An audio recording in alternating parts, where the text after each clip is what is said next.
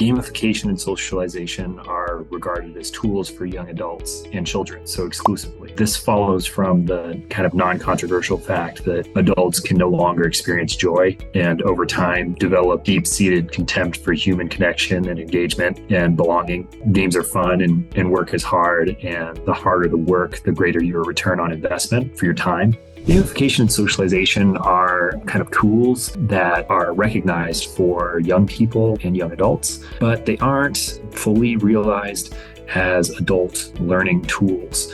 What we have currently are games which are too fun and underemphasize the utility and educational benefits.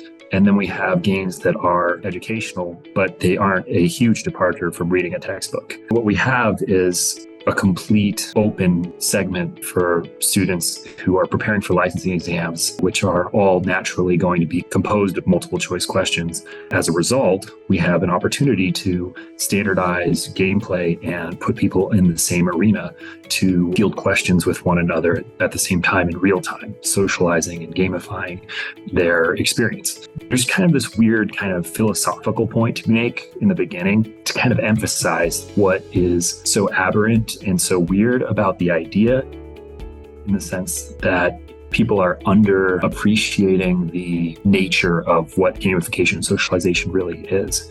So in terms of fundamentals, so like definitionally, you have something called a student. Why is a student called a student? Because they're studious, because they study. But the aspects of studying are dogmatic, they're slow and they're arduous. The idea that you're studying suggests that you are focusing and you are somewhat bored or somewhat arduously working uphill to get something done. You cannot neatly equate learning to being a student.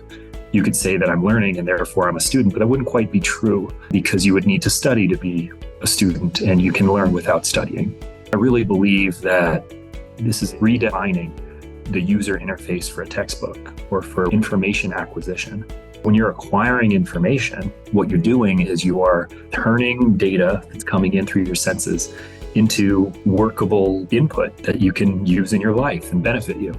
So there are people with learning disabilities, there are people, a whole untapped community with enormous potential, which can access information in ways that students don't. If you can find a user interface such that it is not prohibitively expensive to have those situations, such as ADHD or dyslexia, really common learning disabilities, if you can overcome those things, then you have this hidden population pocket of unbelievably productive people being utilized in the wrong way, similar to the analogy of a fish resenting the fact that they are inadequate because they compare themselves to birds and how well birds can fly. Fish cannot fly and birds cannot swim, and it's just a bad comparison. When you really talk about learning, you're not talking about studying, you're talking about information acquisition. That's what gamification really is to me. What we aren't talking about is adding flowers and pictures of really cartoon animals and things like that to titillate an adult and somehow masquerade as if we aren't studying when we really are. That's not the point. The point is that your threshold for initiating a study session and your ability to maintain constant flow of information into your brain such that you can use it is captured by gamification. Largely, everyone needs to study longer, study more efficient, and be more interested. What are the downsides? There are some students who want to be academic. They specifically want to be institutionalized, and they really do want to sit there in a desk and arduously work. But most students don't feel that way. Most students feel that they want to go online and they want to learn socially. They want to meet study partners. They want to meet their wife online studying if they can. They want to meet their friends online studying if they can. I don't blame them. There's no mystery in terms of why there are mental health risks to becoming a medical student or becoming a doctor, or becoming a resident and working those long hours, or becoming an engineer, becoming a lawyer. So these standardized exams are unbelievably grueling. These students are scraping and foraging for any small, slight advantage. Not only do they want to perform well, but they want to escape their exams. So what is the effect of wanting to escape your exam? Well, you aren't curious. And I would say that curiosity is to learning what sugar is to eating a cookie. There are very important aspects to learning in a way that is not driven by curiosity, which are superficial and not long lasting. It's much harder to retain something you didn't elaborate on, and you don't tend to elaborate when you're not interested. It will take time to change the culture surrounding it, but the more we can produce a product that is undeniable quality in terms of escaping the arduous nature of studying, but also producing outcomes and increasing quality of life for students.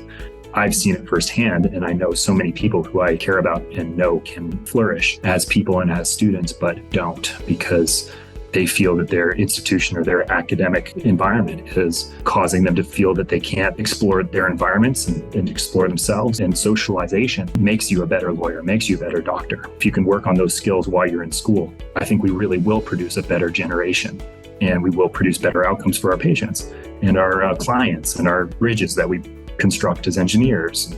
I think these standardized exams are necessary. You need an objective standard to study the quality of a student, but you also need these ways of making it less prohibitively expensive. Why not produce a game? Well, it's expensive and it's unpopular. Not unpopular among students, but I think unpopular amongst developers and investors to take a leap of faith and understand that as an adult domain. So here I am trying to change that. This game produces many culturally important things within medicine which are unique. One, it doesn't divulge information about your progress and the quality of your answers. The speed at which you answer questions or the confidence with which you answer questions is not known to your other student. We're privileged with 9,000 questions right now that are going to be produced by like ChatGPT. We have a partnership with a company that's the CEO I met through very lucky circumstances. I was privileged with that ability to work with him on what is an AI machine that generates vignette level questions, which are specifically for the USMLE. Although there are going to be many licensing exams within this game, USMLE style questions, it's very important that we produce questions that are similar to the actual exam. So as a consequence, we have vignette style questions, which take 90 seconds to answer and involve clinical representations of the patients.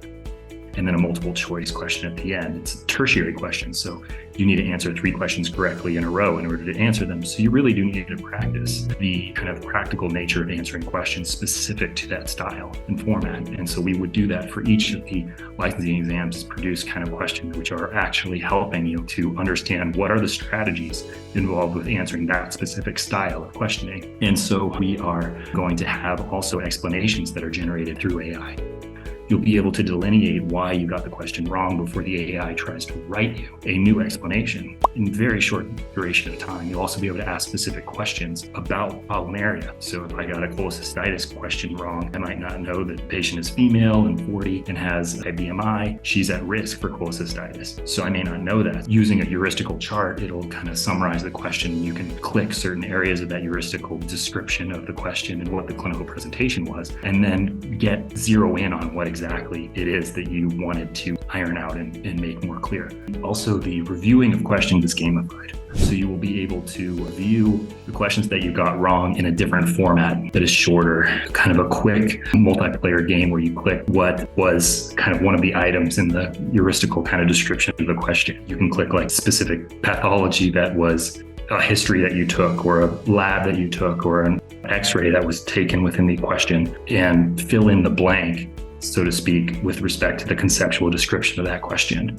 And that's gamified too. So you can collaborate, you can play player versus player. And that's interesting to me because my hope was to allow players to do the most arduous and the most grueling thing about the exam, which is reviewing questions you've already seen before. Although you've seen the answer to a question once, you got it wrong initially, and you might have forgotten why it was wrong or to what extent the moral of that story describing it adequately. To retain things long term, in addition to the gamification and socialization and accountability that is implicit within the game, there is also a review game which takes it further. There's a chat, there's adding friends, there's clans that you can join, and it's a fantasy RPG. You're not going to pay to win, you're going to pay to play. It's going to be made available very widely. As far as I'm concerned, as the sole proprietor currently and the owner of the game, my intention is to keep the price as low as we can to keep development continuing and fueling future generation of the game. Obviously, we want to be profitable, but we also very much interested in producing high quality product that changes the way people think about this enormous endeavor of preparing for some of these licensing exams.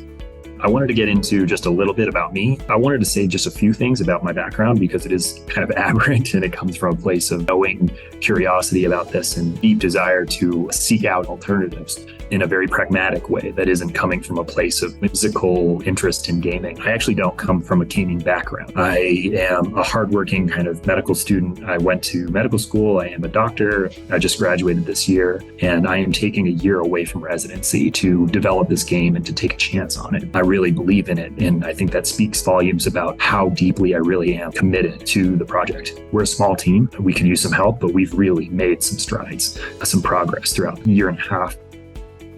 While I was in medical school, we were able to get this beta version accomplished, and it is multiplayer. I'm able to connect someone in Burma with someone in Yakutsk. We've had some positive feedback recently. That's something I'm very proud of. Another thing about my background is I have 2 learning disabilities. I am dysgraphic. I have dysgraphia and have ADHD. I struggled in school. I was 8 years old when I was diagnosed. I'm not one of those people who took medications as a result. That isn't a group of people that I dislike or think that it is inadequately going to attend to their issues, but I specifically did not choose to go that route, and as a result, struggled quite a bit. I went to school in Boulder, Colorado, which was sort of conventional. It wasn't right for me, so I wound up going to kind of an alternative high school. As a result, I went to community college and got credit at that university, and I wound up taking so many college credits that I was approaching an associate degree before I got my high school diploma. And so as a result, I've never graduated high school. And that's how deeply committed and interested I am in producing a tool for the next generation of doctors, because I feel that I am capable in clinic. I'm very knowledgeable. I have that background, so it helps me deal with patients who have a similar circumstances concerning not just their abilities within the academic domains, but also navigating their own lives socially and forgetting their backpack because they have ADD or not being able to read something quickly or correctly with scaffolding errors from dysgraphia. There are lots of people like this walking around unbeknownst to everyone. They can be great doctors, but I had such a safety net and I was so fortunate and I was so privileged that I was able to get through medical school with quite a bit of struggling. Produced this game during medical school. I wound up attending Cornell University. I was only conditionally accepted on the basis that I get my high school equivalency because I hadn't graduated high school. And so I wound up using that associate degree as converted credits to go to Cornell and graduate. I wound up getting a medical GPA with my learning disabilities and going to medical school. I consider that a badge of honor because I think there is a whole generation of people who should feel that it is a badge of honor.